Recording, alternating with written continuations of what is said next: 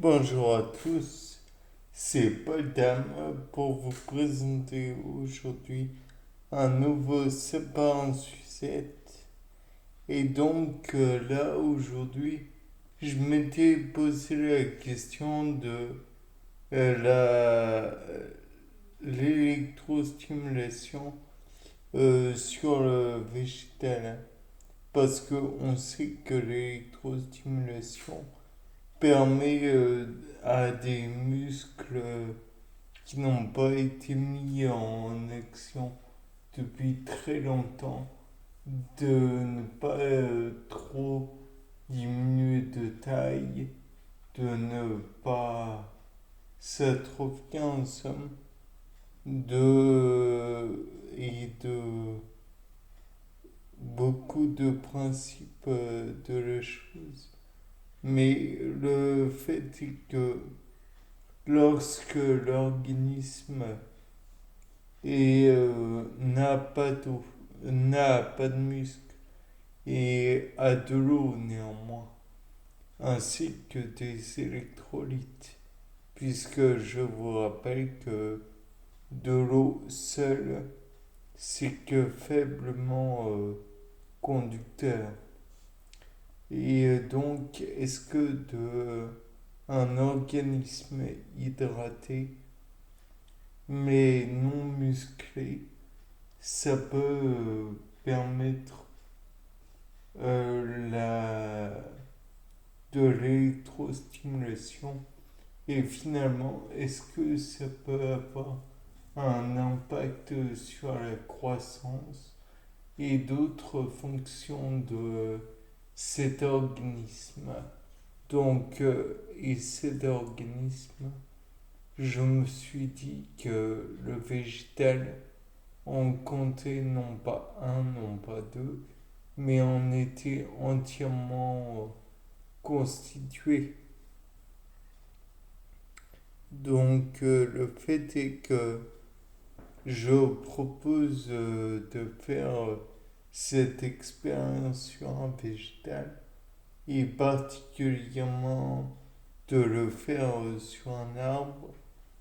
Et donc on pourrait tout d'abord voir un petit plus puisque cet arbre va avoir un système racinaire ainsi que un système, on va dire, aérien.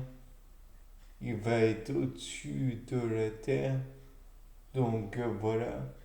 De plus, on peut dire que si le végétal euh, et peut conduire l'électricité, comme je pense, c'est parce qu'il est très hydraté. Il contient beaucoup d'eau. Donc, de là, on peut se dire le phloème et le xylème ne sont pas les réserves uniques d'eau en fait. Et de surcroît, on peut se dire que les cellules constitutives de l'organisme en question peuvent contenir des électrolytes. Donc de là, on se dit que le courant passe bel et bien. C'est une certitude.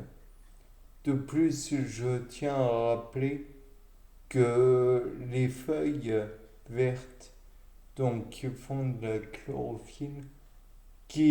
la chlorophylle, contiennent de quoi faire des réactions électrochimiques. À savoir que pour permettre comment dire, la décarbonation du dioxyde de carbone, enfin on retire le carbone du CO2 en somme. On doit rompre divers liaisons. Donc, qui dit rompre des liaisons veut dire aussi faire des réactions d'oxydoréduction. De plus, on sait que il est utile et nécessaire dans ce genre de réaction d'employer de l'eau.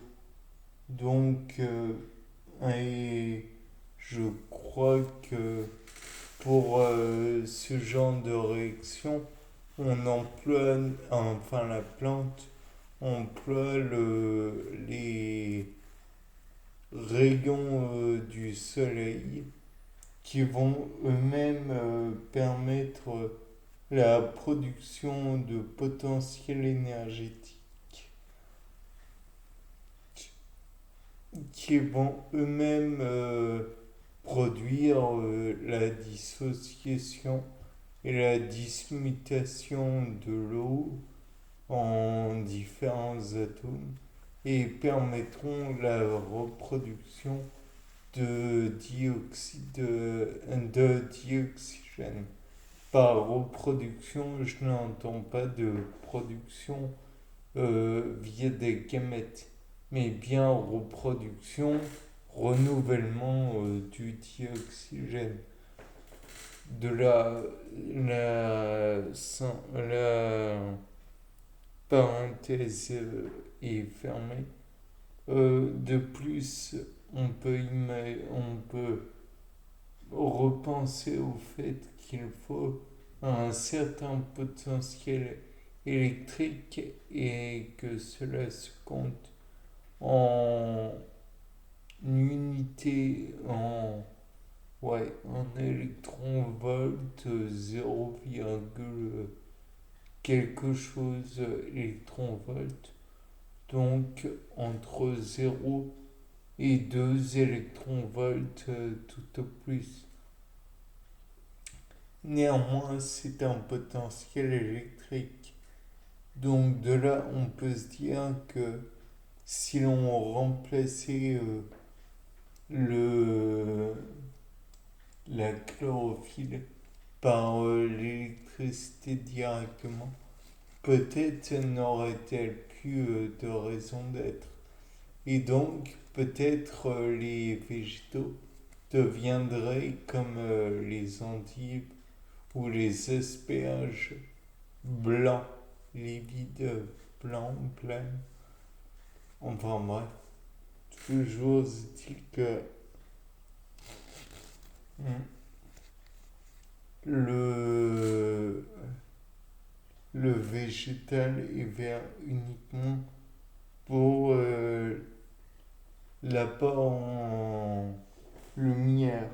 Néanmoins, il faut rappeler que le vert n'est qu'une forme de chlorophylle. Il en existe divers autres. Pour toute la palette de radiation lumineuse du soleil, on parlera de lumière bien blanche. Néanmoins, il y a toute une palette de radiation allant de 400 nanomètres à 800 nanomètres environ. De là, on peut se dire que la diversité des couleurs est importante. Certes, il faudra réfléchir à divers points, comme au fait que si le magnésium n'est pas utilisé pour faire de la chlorophylle, à quoi servira-t-il? Et s'il est employé à d'autres fins, est-ce que cela sera nuisible pour les individus qui les consomment ou pas, qui consomment le végétal, je veux dire. Et donc, de là, peut-être que ça va améliorer la pollinisation, que ça va augmenter les couleurs des fleurs et d'autres caractères. Peut-être que l'arbre en lui-même va pousser de façon longiligne, peut-être et sans ramification, sans branches, puisque ouais, euh, je ne sais pas. À voir. Bien. C'était Paul Dame pour un nouveau Sapin en Suisse. Au revoir.